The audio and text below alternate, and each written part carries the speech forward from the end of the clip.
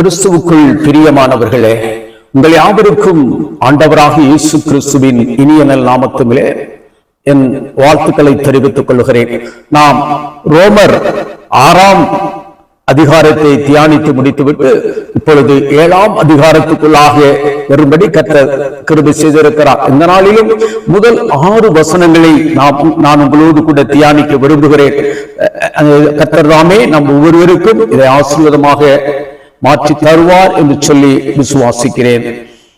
கடந்த 6ஆம் அதிகாரத்தை தியானித்து பாவமா அல்லது தேவ நீதியா, நாம் யாருக்கு அடிமை என்று பார்த்தோம். பாவத்திற்கா அல்லது தேவனுக்கா? நாம் யாருக்கு அடிமை? ஒன்று, நாம் பாவத்திற்கு அடிமைகளாய் இருப்போம் அல்லது தேவனுக்கு அடிமைகளாக இருப்போம். இந்த இரண்டிற்கும் அடிமைகளாய் இருக்கவோ அல்லது இரண்டிற்கும் அடிமைகள் இல்லாமல் இருக்கவோ நம்மால் இருக்க முடியாது. நாம் பாவத்திற்கு அடிமைகளாக இருந்தால் நமக்கு மரணம் கிடைக்கும், அதாவது நித்திய அழிவு நமக்கு கிடைக்கும். நீதிக்கு கீழ்ப்படிந்தால் நமக்கு நித்திய ஜீவன் நமக்கு கிடைக்கும் என்று பவுல் 6ஆம் அதிகாரத்தை சொல்லுவதை நாம் தியானித்து முடித்தோம். 6ஆம் அதிகாரத்தில் அடிமைத்தனம் என்ற உருவகத்தை பவுல் பயன்படுத்தி நாம் யாருக்கு அடிமை என்பதை தெளிவுபடுத்தினார். பிரியமானவர்களே, 7ஆம் அதிகாரத்திலே திருமணம் என்ற உருவகத்தை இந்த பயன்படுத்துகிறார். இந்த 6 வசனங்களிலே அந்த உறவை அவர் பயன்படுத்தி சொல்லுவதை பார்க்கிறோம். நாம் யாருக்கு மனமாக இருக்கிறோம்? நியாய பிரமாணத்திற்கா அல்லது கிறிஸ்துவுக்கா என்பதை விசுவாசிகளுக்கு தெளிவுபடுத்த பவுல் விரும்புவதை இங்கே பார்க்கிறோம். இங்கு நியாய பிரமாணத்தை விளக்க பவுல் விரும்புகிறார். 6ஆம் அதிகாரத்திற்கும் 7ஆம் அதிகாரத்திற்கும் நேரடி தொடர்பு உண்டு.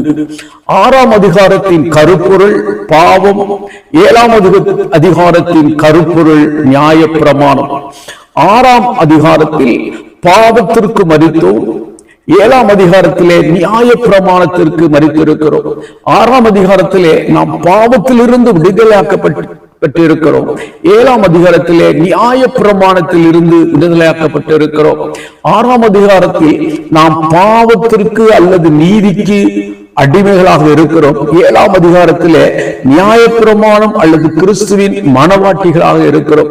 யூதர்கள் நம்பியிருந்த கருத்துக்கு எதிரான கருத்துக்களை பவுல் இங்கே வைக்கிறார். பிரியமானவர்களே, நாம் நம்மை பரிசுத்தம் ஆக்குவதற்காகவே நியாயப்பிரமாணம் கொடுக்கப்பட்டது என்று யூதர்கள் நம்பினார்கள். ஆனால் பவுல் நியாயப்பிரமாணம் நம்மை பாவத்திற்கு நேராக வழி நடத்துகிறது என்று கூறுகிறார். நியாயப்பிரமாணம் நம்மை பரிசுத்தமாக்காது என்கிறார். இங்கே முதல் 6 வசனங்களில் திருமணம், விவாகம் என்னும் உருவகத்தை பவுல் பயன்படுத்துகிறார். எப்படி மரணம் ஒரு திருமண ஒப்பந்தத்துக்கு முடிவை கொண்டு வருகிறதோ, அதே போல பாவத்திற்கு மரித்த நாம் இனி பழைய நியாய பிரமாணத்தோடு அல்ல, கிறிஸ்துவோடு கூட புதிய உடன்படிக்கையிலே இணைக்கப்பட்டிருக்கிறோம் என்பதை பவுல் சொல்ல வருகிறார். இந்த விசுவாச பற்றுறுதியை விளக்குவதற்கு வேறு உருவகத்தை பயன்படுத்தியிருக்க முடியும் பவுல்.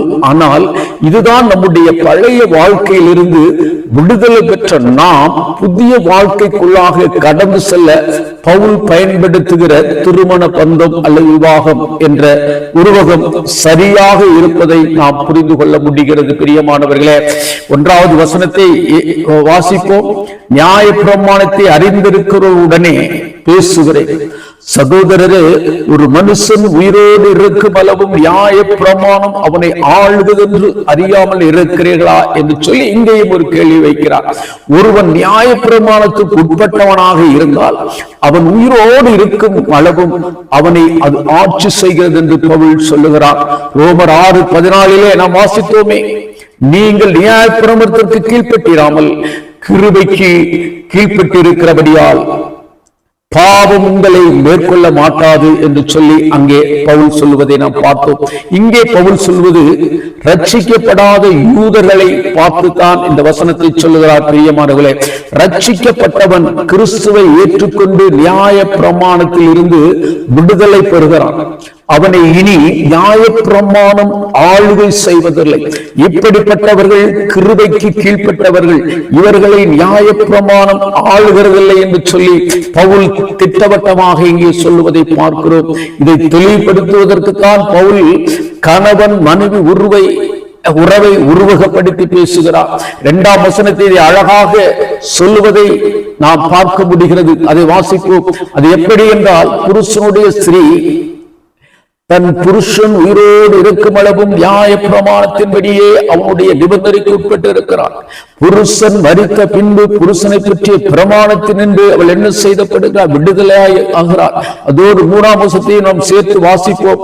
நியாய பிரமாணத்தில் மனைவி எப்படி இருக்கணும், புருஷன் எப்படி இருக்கும் என்று சொல்லப்பட்டு இருக்கிறது. ஆகையால் புருஷன் உயிரோடு இருக்கையில் அவள் வேறொரு புருஷனை விவாகம் பண்ணினால் அவள் விபச்சாரி எனப்படுவாள். புருஷன் மரித்த பின்பு அவள் அந்த பிரமாணத்தினின்று விடுதலையானபடியால் வேறொரு புருஷனை விவாகம் பண்ணினால் விபச்சாரி அல்ல என்று சொல்லி பவுல் இந்த வசனங்களிலே நமக்கு சொல்லுவதை பார்க்கிறோம். புதிய ஏற்பாட்டில் கணவன் எப்படி இருக்கணும், மனைவி எப்படி இருக்கணும் என்று தெளிவாக சொல்லப்பட்டிருக்கிறது. ஆகையால் புருஷன் உயிரோடு இருக்கையில் அவள் வேறொரு புருஷனை விவாகம் பண்ணினால் விபச்சாரி எனப்படுவாள்.